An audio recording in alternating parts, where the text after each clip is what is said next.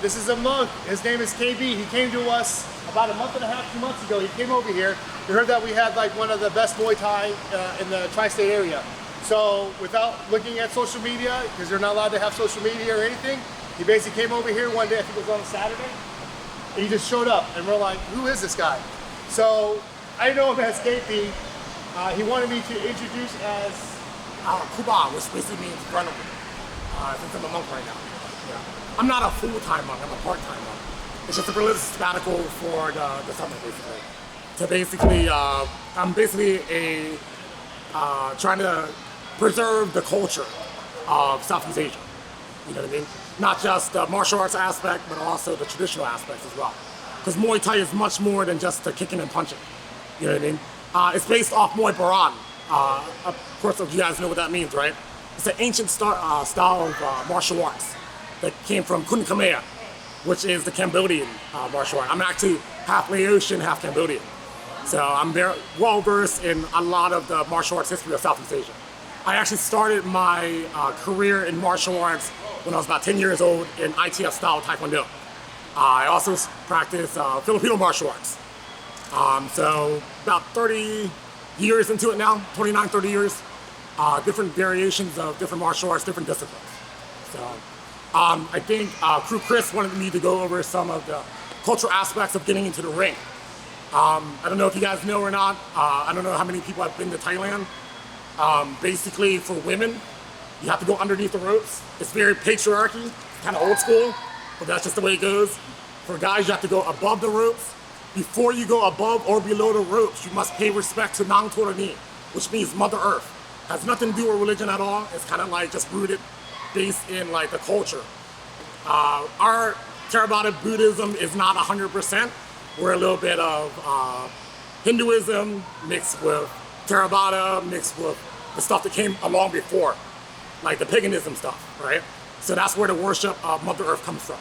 So basically, when you get into the ring, what about Zoroastrianism? Zoroastrianism? Yeah. I know what you're talking about. You're talking about the religion based in Iran, correct? Yeah, the first God-based religion. Yeah. It has nothing to do with that at all. Okay. Yeah, it has nothing to do with that at all. Relax 300. Yeah. That was a good question, though. I'm a student of all religion, so I knew exactly what you were talking about. So, and any other questions? Yeah. So that makes sense. I was just asking. My biggest thing is that we have that women fighting in the gym. Like, you know, I know they're not supposed to go over the rope. I know that a lot of them go underneath. Sometimes they even have separate rings, and they shouldn't be training with us. Yes. But over here in America, it's like we're pretty much welcoming everybody. Right. So how do we basically kind of blend it where we're still preserving the culture and also our culture as Americans?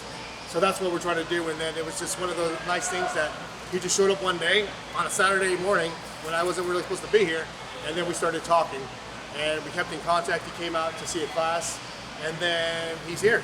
So I appreciate everything. And he wanted to kind of see what we do for the sparring exhibition. So Do you guys know what a Y Crew is? So the whole thing is Tawai Nai Ku. It is paying homage to those that have come before us. It's paying homage to him, his instructor, and the instructors before that. It goes all the way down the lineage. Has nothing to do based off Buddhism or anything like that. It's actually paying homage to your teachers and your teachers' teachers. That's really what it is. And different versions of it, they have Muay Thai, which is like the tiger style. They're very much based in a lot of the animal arts, just like Shaolin Kung Fu. But along the way, it's gotten lost. Like back in the 1500s, I believe it was, when Siam was the biggest empire and the U.S.A. was a thing. The Burmese Empire came in and destroyed all the scrolls. So a lot of the history was lost. So a lot of like people like me are trying to preserve what's left and carry it on, instead of having it just be a kickboxing sport. Because this is based in a martial art, you know? It's 2 swords. Once you lose the swords, you got everything else. It's actually the art of 9 limbs, not 8, you know? yeah, it's a funny thing. I always talk about it's the 9 limbs, everyone thinks of 8. When you talk about the ring, you have the swords, when I just hold the stance. Think about if you're in a real clinch, what are you gonna use?